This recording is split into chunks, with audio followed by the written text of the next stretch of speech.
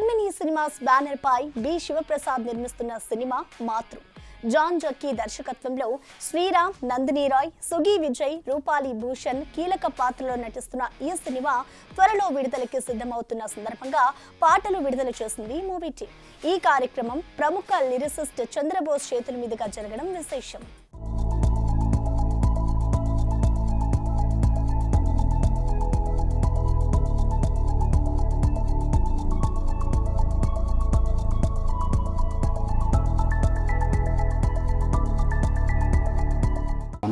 లెక్కలెన్నో చిక్కులెన్నో కూడా రెండు అసలు కూడా బాగుంది.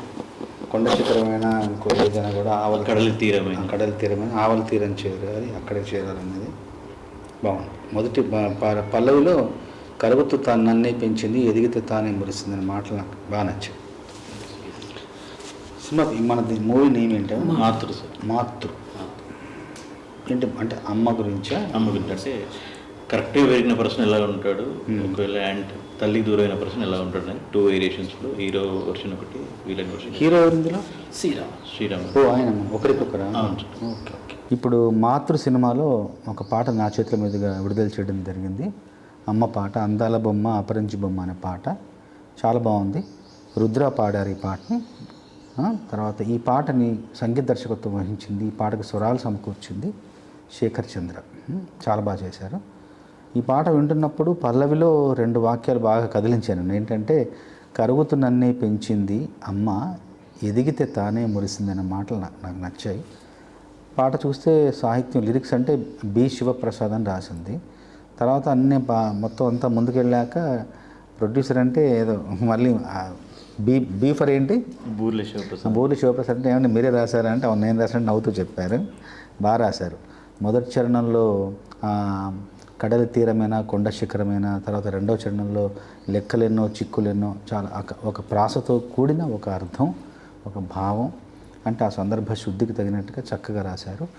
నిర్మాతలకి ఇలాగా పాటల పట్ల, సాహిత్యం పట్ల, సంగీతం పట్ల, మంచి భావాల పట్ల ఒక అభిరుచి ఉండడం, అందులో అభినివేశం ఉండడం అనేది చాలా చాలా హర్షణీయమైన విషయం.